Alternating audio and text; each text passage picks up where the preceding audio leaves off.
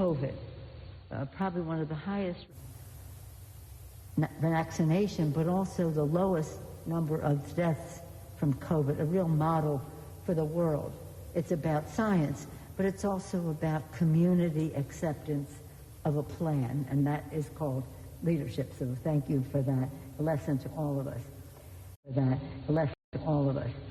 And so as we deal with those three areas, we come here following the President's lead on the Indo-Pacific economic framework. That's interesting. We support that. Again, in terms of security, economy, and governance. Taiwan's not part of that, so we want to build a different set with the economic package, with our security package, and a trade agreement, hopefully, that is imminent. So, बस एक call कर सकती है आपको कंगाल। खाली हो सकता है बैंक खाता। कैसे? देखिए मेरे साथ, जागते रहो सिर्फ मनी 9 पर। अभी डाउनलोड करें। This is a very important time for us because we came here to listen and to learn about how we can do this more effectively, really achieving the goals for Taiwan that we all aspire to but don't understand as fully as we do now because of this trip. So again, it's a great pride for us today, the first woman speaker in the House, meeting the first woman president of Taiwan. We have some enthusiasm for that, and again, we're very proud of our representatives, Sandra Kirk, and I'm proud of my colleague, Susan Delbene. So they took a moment to take some pride in women's leadership. Again, our delegation came here to send an unequivocal message. America stands with Taiwan. Thank you, Madam President. Thank you very much, Your Honorable. Right now, with the permission of our President and Speaker Pelosi, we'll be taking up questions from the media. So we'll proceed right now taking the first questions from Taiwanese media, and it will be raised by Mr. Joseph Ye from CNA. Joseph? President Tsai, Madam Speaker, I'm Joe from the Central News Agency. I'm representing more than hundreds of Taiwanese media. I was given one question, so the question will be a little bit long, so please bear with me, because we have waited for 25 years for this chance. So you're the first House Speaker to visit Taiwan in 25 years, so do you foresee that your visit will bring up even more similar high senior official U.S. to visit Taiwan in the future, or maybe future speakers? This is the first part of the question. And the second part is, in accordance with Taiwan Travel Act, high-level visits are two-way thing. So a lot of U.S. congressmen has proposed President Tsai to speak at U.S. Congress, if possible. Do you see that it could realize anytime soon in the near future, especially under your leadership in the House? And the final question is, I'm sorry, 25 years again, sorry. The final question is, how do you see how the Chinese welcome you with military exercise and sanctions against Taiwan? Do you foresee that? Thank you. Well, first let me thank you for your questions on behalf of all of those other people, and to say that in terms of our visit here, and would that lead to other visits, I certainly hope so. But I think it's important to note that members of Congress, several of them had made trips just earlier this year. 5 senators, bipartisan, came, again, including the chair of the Foreign Relations Committee, Mr. Menendez, came. Not too much of a fuss was made. Individual senators have made trips or plan to make trips. And I just hope that it's really clear that while China has stood in the way of Taiwan participating and going to certain meetings, that they understand that they will not stand in the way of people coming to Taiwan. It's a show of friendship, support, but also a source of learning about how we can work together better in collaboration. So, I think that they made a big fuss because I'm Speaker, I guess. I don't know if that was a reason or an excuse, because they didn't say anything when men came. What the second part was,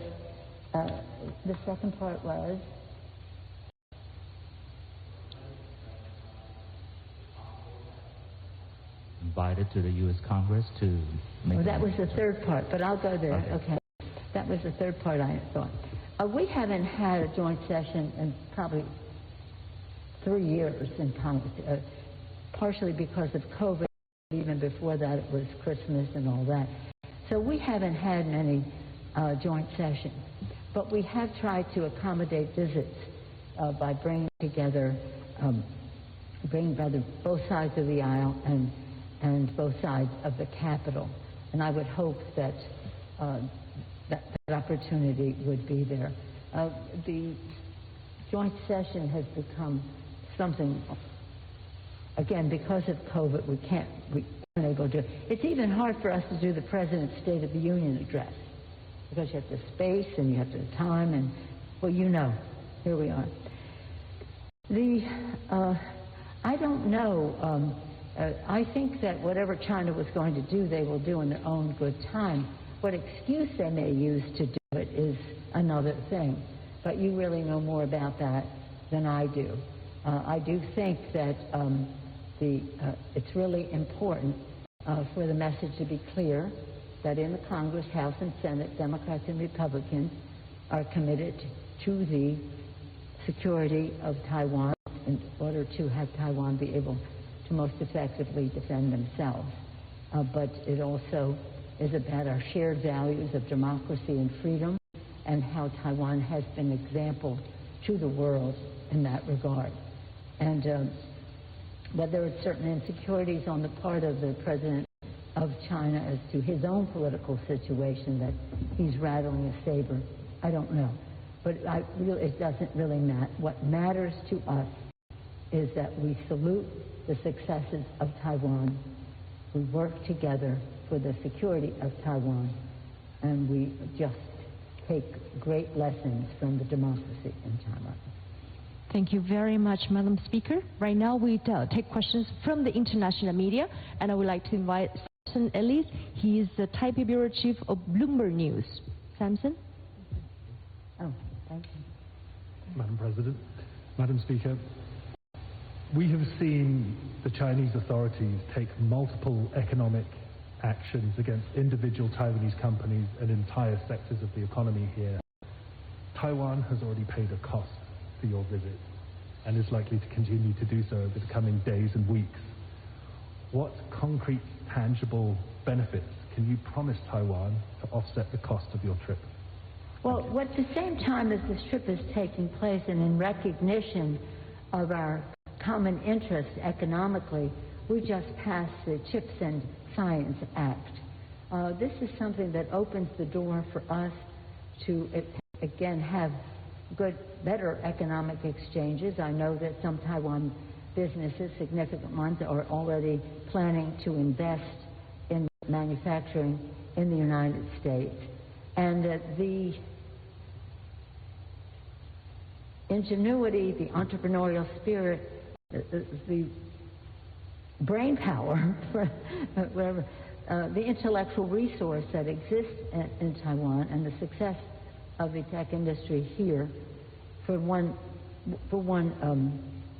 sector has been really a model. And again, we want to increase our relationship. So I think that I would be saying that would be a goal we share, but with the CHIPS Act, we're really facilitating reaching that goal. And it's pretty exciting. It's pretty exciting, and I think that you will see a recognition of the scientific success that Taiwan has had, being a model for how we go forward. That's why our bill is called Chips and Science. Thank you very much, Madam Speaker. Right now, last but not the least, we will have a representative from the Japanese media, Mr. Ishiro Koichiro-san. He is the bureau chief of Asahi Shimbun of Japan. Hello. 日本总統 Konnichiwa. Hello, Speaker Pelosi. Konnichiwa. Thank you very much for taking my question. My question is about Chinese democracy. Now we are witnessing the Chinese authorities increasing various pressures, not only to Taiwanese people and Hong Kongese, but to their own citizens, I mean the Chinese people. And as a strong and long-time advocate of democracy, please let us share your ideas. How the democratic countries, including South Korea, Japan, where you are heading to, can deter China from invading Taiwan militarily, and how we can guide China toward a democratic political system. Thank you.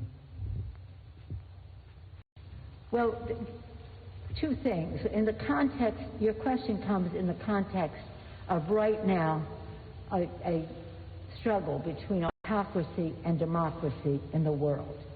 We cannot back away from that. And so as China goes and uses its soft power, money and whatever, into many countries in order to get their support at the UN and other bodies, we have to recognize if that has effectiveness, because it's a lot of money and it's promises that may or may not ever be kept. So when we talk about Taiwan in that context, we have to talk from strength. We have to talk from strength. We have to talk from what Taiwan has been so good about is being technologically advanced, whether it's in business or security. And we have to show the world, and that's one of the purposes of our trip, to show the world the success of the people of Taiwan, their courage to change their own country to become more democratic, their respect for people and the rest, and quite frankly, a model in this region in that respect, in those respects. So strength,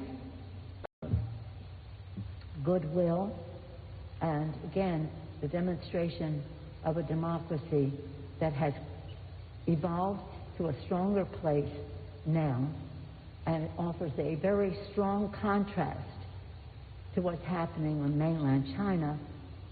No more evidence needed than what happened in Hong Kong under one country, two systems.